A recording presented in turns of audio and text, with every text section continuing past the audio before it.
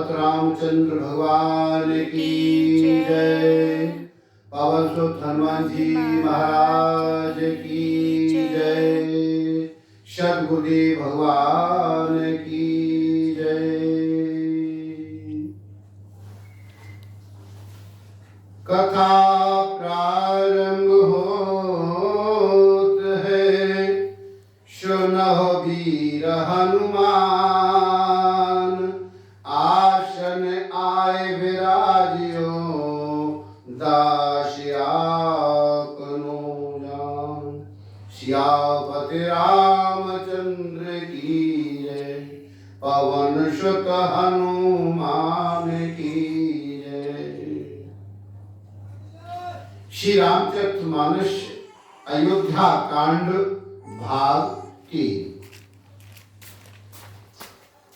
मुख सुखाए लोचन स्रवहि, शोकुन हृदय समाए।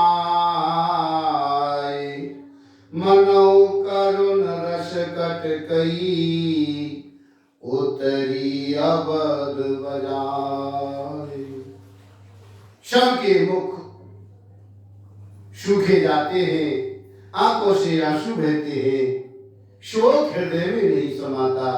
मानो करुणा रस की सेना आज अवध पर डंका बजाकर उतर आई हो। मिलहि माज विधि बात बिगारी, जय तय दे के कई गारी।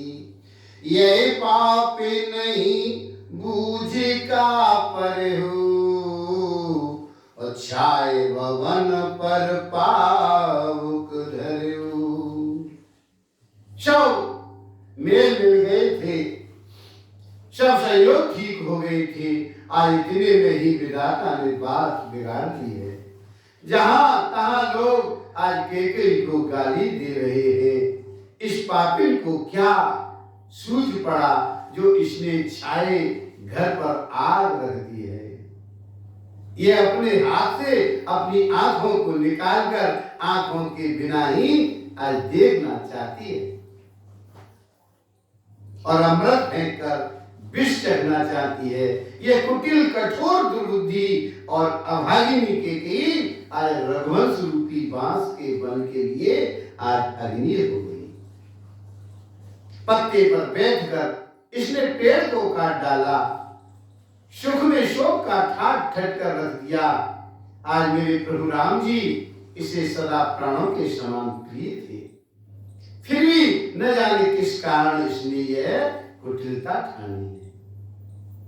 कवि सत्य ही कहते हैं कि स्त्री का स्वभाव सब प्रकार से पकड़ में न आने योग्य अथाह और भेद भरा होता है।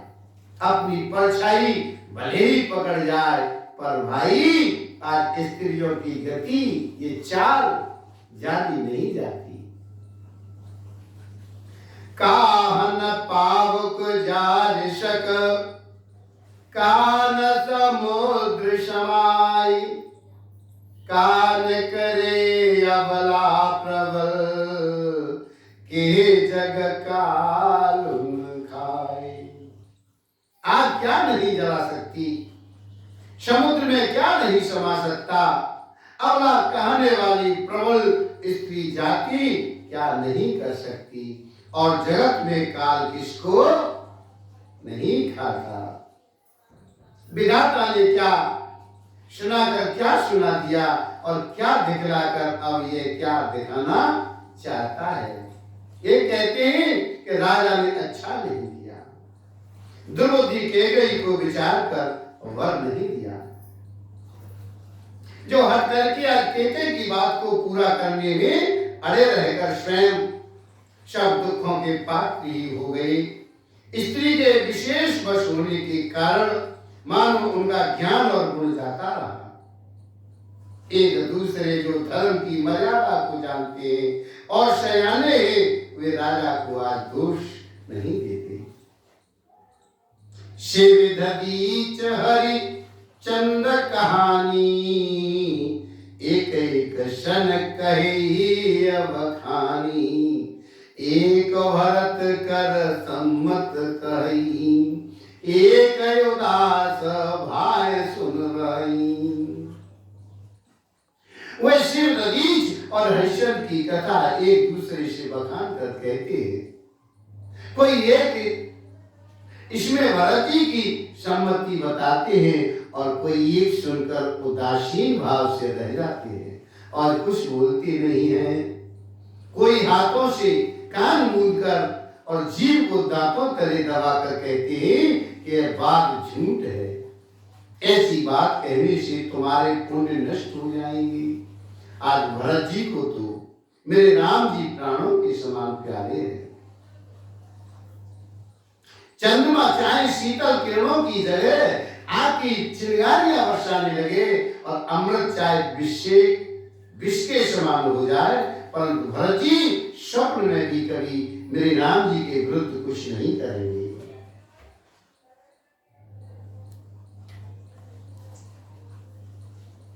और कोई एक विधाता को दोष देते हैं जिसने अमृत दिखाकर आज विष दे दिया। नगर भर में खलबली मच गई, सब किसी को सोच हो गया और हृदय में दुष्य जलन हो गई, आनंद उत्साह मिट गया। ब्राह्मणों की स्त्रियां कुल की माननीय बड़ी बूढ़ी और जो कैकेयी की परम प्रिय थी, वे उसके शील की सराहना करके उसे शील देने लगी, पर उसको उनके वचन बाण के समान लगते हैं। वे कह रही हैं, तुम तो सदा कहा करती थी कि मेरे रामचंद्र के समान मुझको भरत भी प्यारे नहीं है। इस बात को सारा जगत जानता है। आज मेरे प्रभु श्री राम जी पर तो तुम स्वाभाविक ही स्नेह करती रही हो, आज किस अपराध से उन्हें बंद देती हो? तुमने कभी शोध का दाह नहीं किया। सारा देश तुम्हारे प्रेम और विश्वास को जानता है। अब कौशल्या ने तुम्हारा ये कौन सा बिगाड़ कर दिया जिसके कारण तुमने सारे नगर पर आज वज्र गिरा दिया है। सिय की पिय संग पर हरि, लखन के रही धाम, राज के भूजब भरतपुर, नृप कीजिए बिनु राम। क्या सीता जी अपने पति मेरे राम जी का साथ छोड़ देगी? क्या लक्ष्मण जी मेरे प्रभु श्री राम जी के बिना घर रह सकेंगे? क्या भरत जी मेरे राम जी के बिना अयोध्यापुरी का राज भोग सकेंगे? और क्या राजा श्री रामचंद्र जी के बिना जीवित रह सकेंगे? अर्थात न सीता जी यहाँ रहेंगी, ना लक्ष्मण जी रहेंगे, और ना भरत जी राज्य करेंगे, और ना राजा ही जीवित रहेंगे। सब उजाड़ हो जाएगा। हृदय में ऐसा विचार कर क्रोध छोड़ दो, शोक और कलंक की कोठी मत बनो। भरत को अवश्य युवराज पद दो, पर मेरे राम जी का वन में क्या काम है? मर जाओ। नाहिन राम राज के भूखे, और धर्म धुरी न विषय रस रूखे। गोह ग्रह बसहु राम तज गियो, न पशन यस वर दूसर देव। श्री राम जी राज के भूखे नहीं, वे धर्म की धुरी को धारण करने वाले और विषम रस से रूखे, विषय रस से रूखे हैं। अर्थात उनमें विषय शक्ति है ही नहीं। इसलिए तुम ये शंका न कर कि मेरे राम जी बन न गए तो भरत के राज्य में विधन करेंगे। आज इतने पर भी मन न माने तो तुम राजा से दूसरा ऐसा यह वर ले लो कि मेरे प्रभु श्री राम घर छोड़कर गुरु के घर रहे। जो तुम हमारे कहने पर न चलोगी तो तुम्हारे हाथ कुछ भी न लगेगा। या तुमने कुछ हंसी की हो तो उसे प्रकट में कहकर जना दो कि मैंने दिल लगी की है। राम शरीर का पुत्र क्या बन के योग्य है, यह सुनकर लोग तुम्हें क्या कहेंगे। जल्दी उठो और वही उपाय करो जिस उपाय से इस शोक और कलंक का नाश हो। जिस तरह नगर भर का शोक और तुम्हारा कलंक मिटे, आज वही उपाय करके आज कुल की रक्षा कर। बन जाते हुए मेरे राम जी को हट करके लौटा ले, आज दूसरी कोई बात न चला। बाबा तुलसी कहने लगे, जैसे सूर्य के बिना दिन और प्राण के बिना शरीर और चंद्रमा के बिना रात निर्जीव तथा शोभाहीन हो जाती है, आज वैसे ही मेरे राम जी के बिना अयोध्या हो जाएगी। हे भामिनी, तू अपने हृदय में इस बात को समझ और विचार कर देख तो सही। इस प्रकार सखियों ने ऐसी सीख दी जो सुनने में मीठी और परिणाम में हितकारी थी, पर कुटिला आज कुबरी की सिखाई पढ़ाई हुई कैकेयी ने इस पर जरा भी कान नहीं दिया। कैकेयी कोई उत्तर नहीं देती, वह दुसह क्रोध के मारे रूखी बेमुरत हो रही है, ऐसी दीप्ति है मानो भूखी बाघिन हरिणियों को देख रही हो। तब सखियों ने रोग को असाध्य समझकर उसे छोड़ दिया और सब उसको मंद बुद्धि अभागिनी कहती हुई चली। रात यह देव विगोही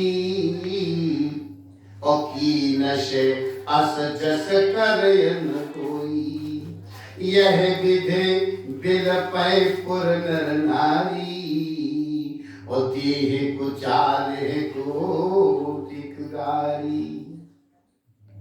राज्य करते हुए इस कैकेयी को देव ने कष्ट कर दिया। इसने जैसा कुछ किया वैसा कोई भी न करेगा। नगर के सब स्त्री पुरुष इस प्रकार बिल्लाप कर रहे हैं और उस कुचाली कैकेयी को करोड़ों गालियां दे रहे हैं। लोग विषज्वर भयानक दुख की आग से जल रहे हैं, लंबी सांसें लेते हुए कह रहे हैं कि मेरे राम जी के बिना जीने की कौन आशा है। महान वियोग की आशंका से प्रजा ऐसी व्याकुल हो गई मानो पानी सूखने के समय जलचर जीवों का सौंदर्य व्याकुल हो जाता है। और सभी पुरुष और स्त्रियां अत्यंत विषाद के वश हो रहे हैं। स्वामी मेरे राम जी माता कौशल्या के पास गई, उनका मुख प्रसन्न है और चित्त में चौगुना चाव उत्साह है। यह सोच मिट गया कि राजा कहीं रख न ले। मेरे राम जी को राजतिलक की बात सुनकर विषाद हुआ था कि सब भाइयों को छोड़कर बड़े भाई मुझको ही राजतिलक क्यों होता है। अब माता कैकेयी की आज्ञा और पिता की यह मौन सम्मति पाकर वह सोच मिट गया।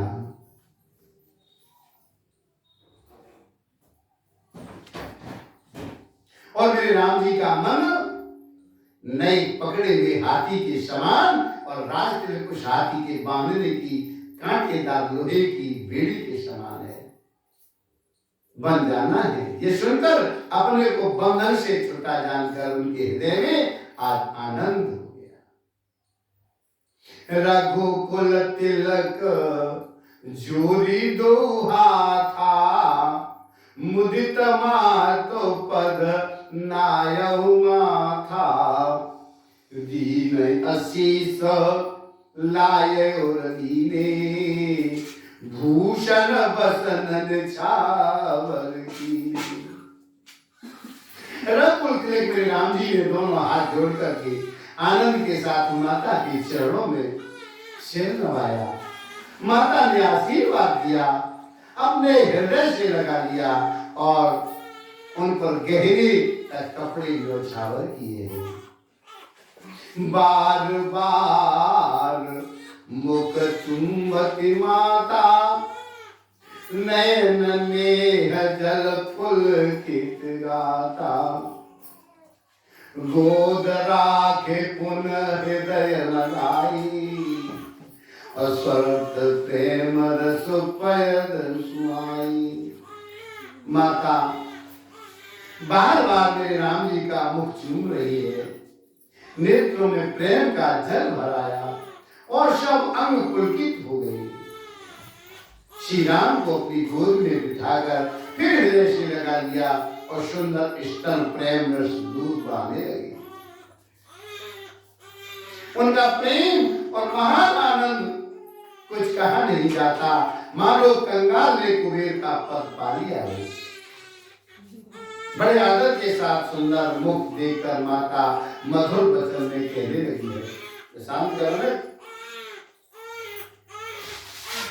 कहो तात जननी बलहारी, और कवहे लगन मुद मंगलकारी, सुकृतशील सुख सीव सुहाई, जन्म लाभ कै अवधि अघाई। हे तात, ये माता बलिहारी जाती है, कहो वह आनंद मंगलकारी लगन कब है, जो मेरे पुण्यशील और सुख की सुंदर सीमा है और जन्म लेने के लाभ की पूर्णतम अवधि है,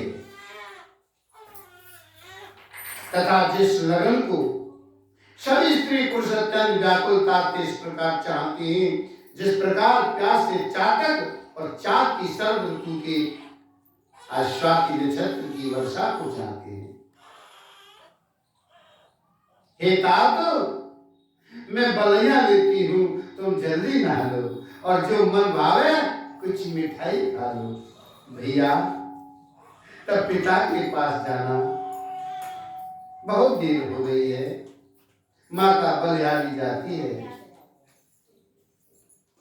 माँ तो वचन सुनी अति अनुकूला,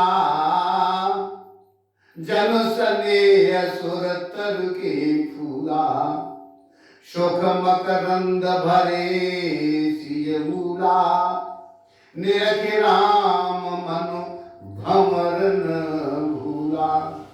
माता के अत्यंत अनुकूल वचन सुनकर जो मानो स्नेह रूपी कलम वृक्ष के फूल थे, जो सुख रूपी मकरंद पुष्प रस से भरे थे और श्री राज लक्ष्मी के मूल थे, ऐसे वचन रूपी फूलों को देख करके आज मेरे राम जी का मन रूपी भौरा उन पर नहीं भूला है। धर्म धुरीर मेरे रामचंद्र जी ने धर्म की गति को जानकर आज माता से अत्यंत कोमल वाणी से कहा, हे माता, पिताजी ने मुझको वन का राज्य दिया है, जहां सब प्रकार से मेरा बड़ा काम बनने वाला है। हे माता, तू प्रसन्न मन से मुझे आज्ञा दे दे, जिससे मेरी यह वन यात्रा में आनंद मंगल हो, मेरे स्नेह वश भूल कर भी डरना नहीं। हे माता, ये तेरी कृपा से आज आनंद ही होगा। बरस 4-10 विपन्न बसे, कर पितु वचन प्रमाण, आय पाय पुण्य देखे मनोजन कर शिवराम। 14 वर्ष मन में रहकर पिताजी के वचन को प्रमाणित सत्य कर फिर लौटकर तेरे चरणों का दर्शन करूंगा। तू मन को मलिन दुखी न कर। रघुकुल श्रेष्ठ मेरे राम जी की ये बहुत ही नम्र और मीठे वचन माता के हृदय में बाण के समान लगे और कसकने लगी।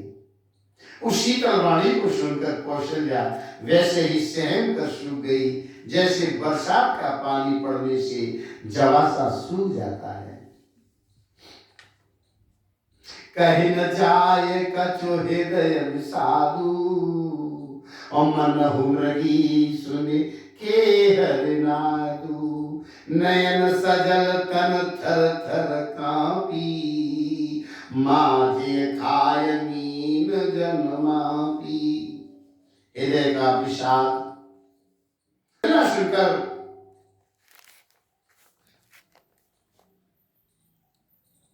हिरनी विकल हो गई हो, नेत्रों में जल भर आया, शरीर थर थर कांपने लगा, मानो मछली माया पहली वर्षा का फेन खाकर बदहवास हो गई हो।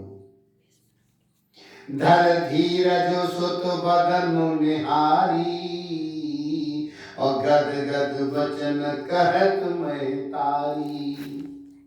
तात पितई तुम प्राण प्यारे,